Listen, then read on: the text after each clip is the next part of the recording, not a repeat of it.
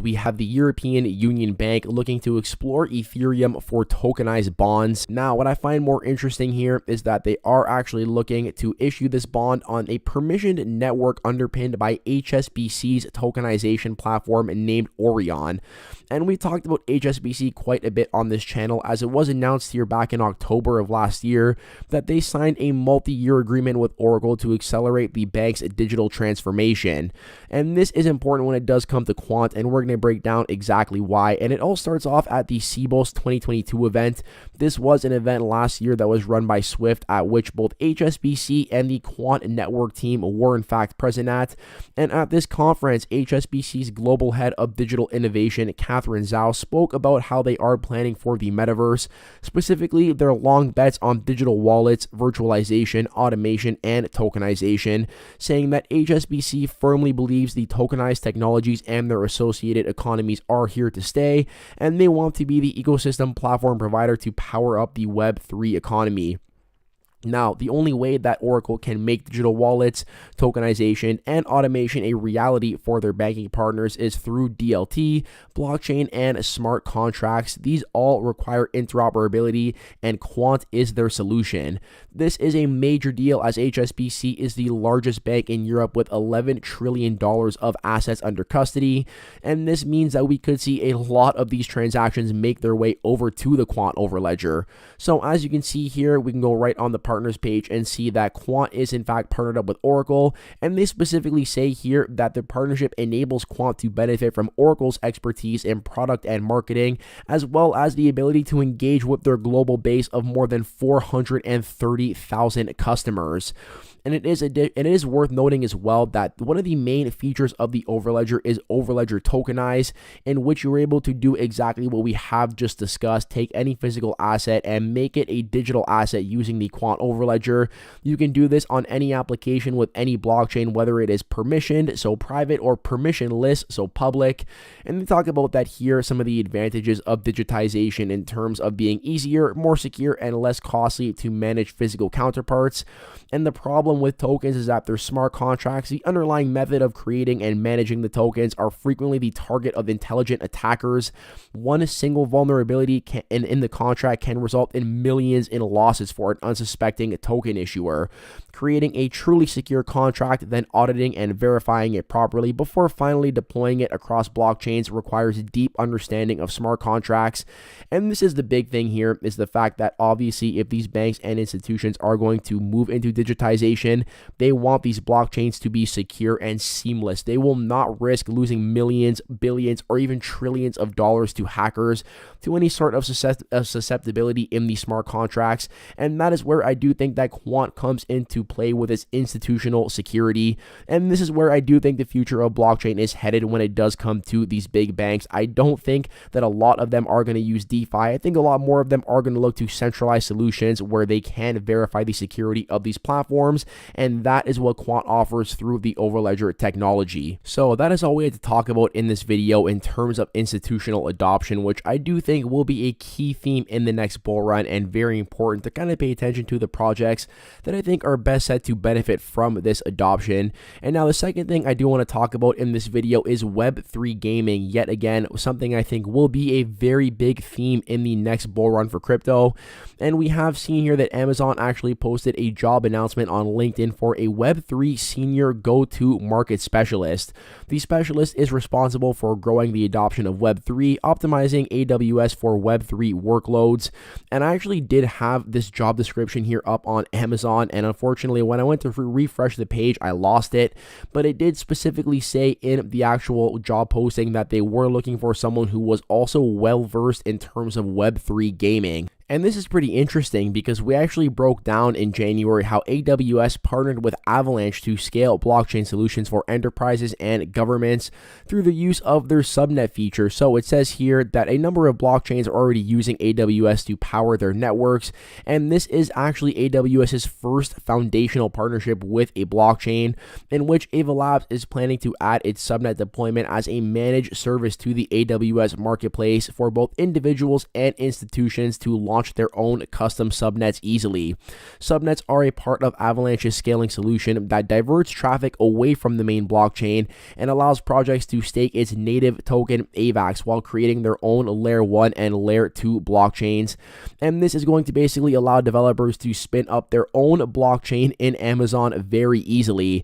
Now, the subnet growth here has been phenomenal. Last quarter, Avalanche started deploying 5 to 6 live subnets, and in the testnet phase, there are over 100 subnets that will be deployed in the next 6 to 12 months at least.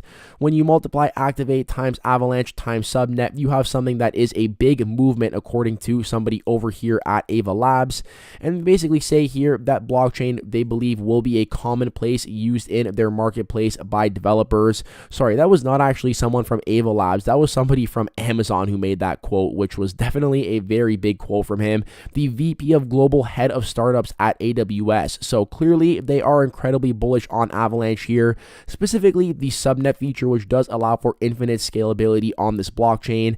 And I don't think it's a coincidence that just after partnering up with Avalanche, they have also acknowledged their interest and are now looking to hire a Web3 specialist who does have some sort of experience in gaming.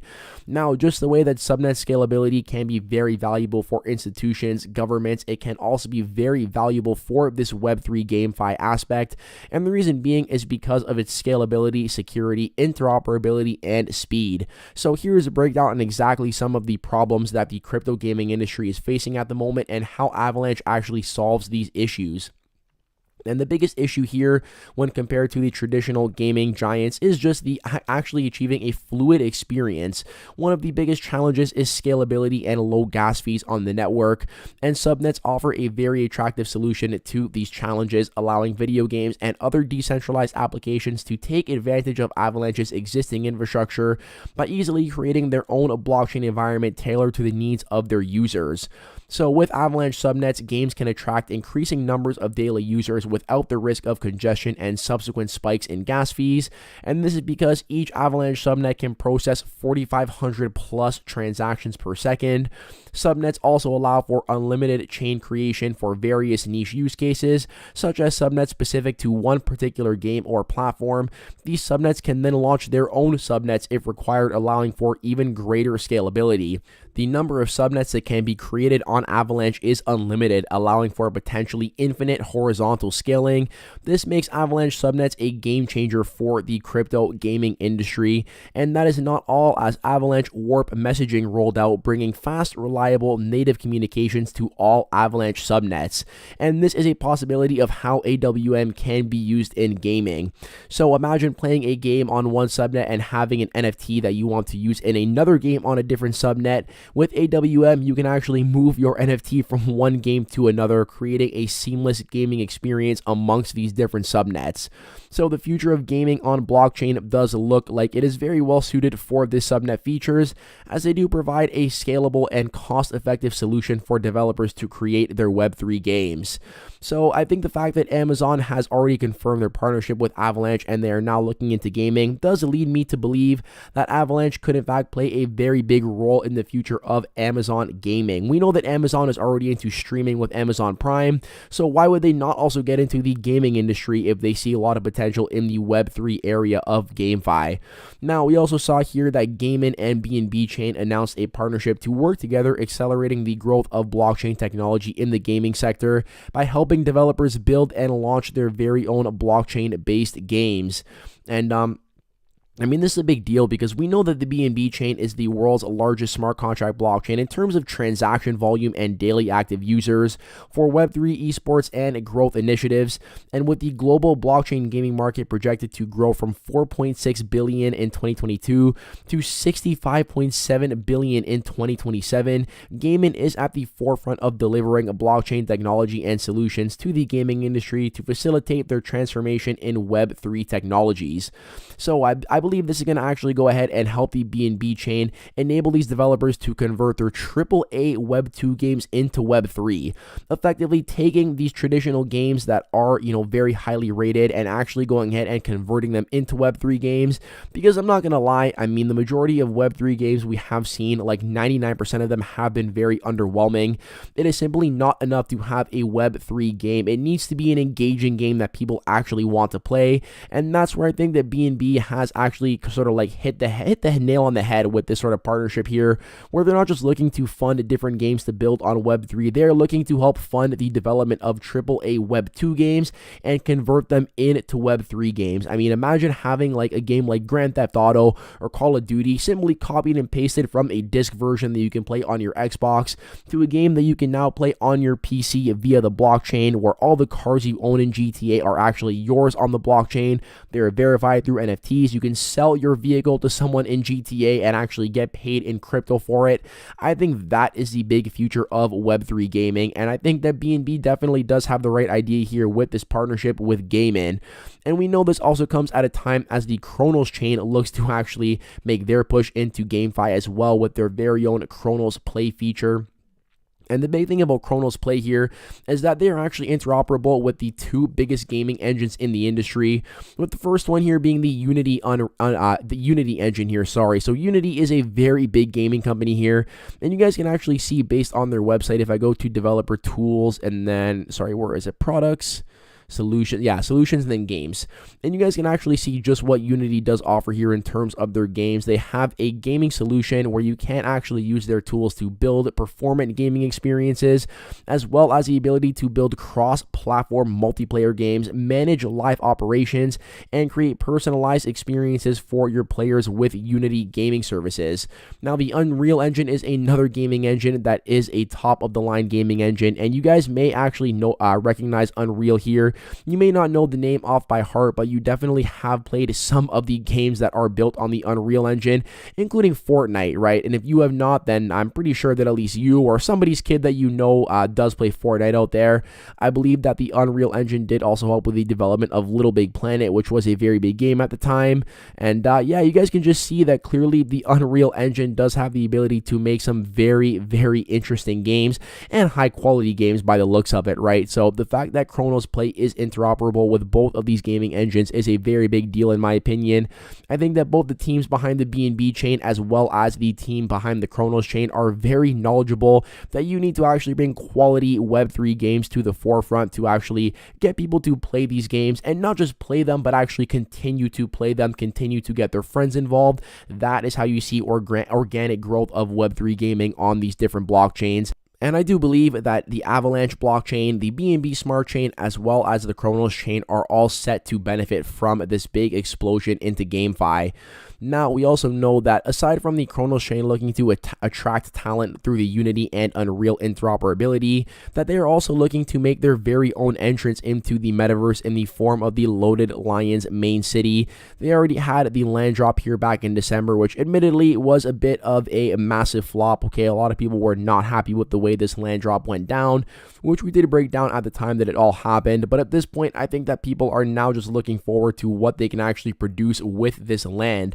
They want to see if Crypto.com and the Cronos chain team are capable of making a very good Web3 game that does attract people to the Loaded Lions community and the Cronos chain here to really show off its GameFi aspects. Now, from what we have gathered, this is going to be some sort of a tycoon style game in which you can kind of build a property, build business, and actually earn CRO coin here for the actual business that you are getting in the metaverse. So it is a very interesting sounding game that does feature like a play to earn aspect. And honestly, as we discussed previously though, play to earn is nothing if people are not interested in the game. I would really like to see them focus on the fun aspect of this game and then the play to earn aspect as time goes on. So we'll have to see how this does go when it drops. But honestly, I do believe this is kind of make or break it for the Cronos chain GameFi as well as the Loaded Lions. And I really do hope that the Cronos chain team can deliver on this front. So without further ado, I hope you guys did enjoy the content in today's today's video. You know what to do. If you made it all the way to the end, you are an absolute champion. Let me know in the YouTube comments down below and claim that champion status. I hope you are all having an amazing Monday. I am wishing you all an amazing week ahead and hope to catch you in the next one. Peace out for now.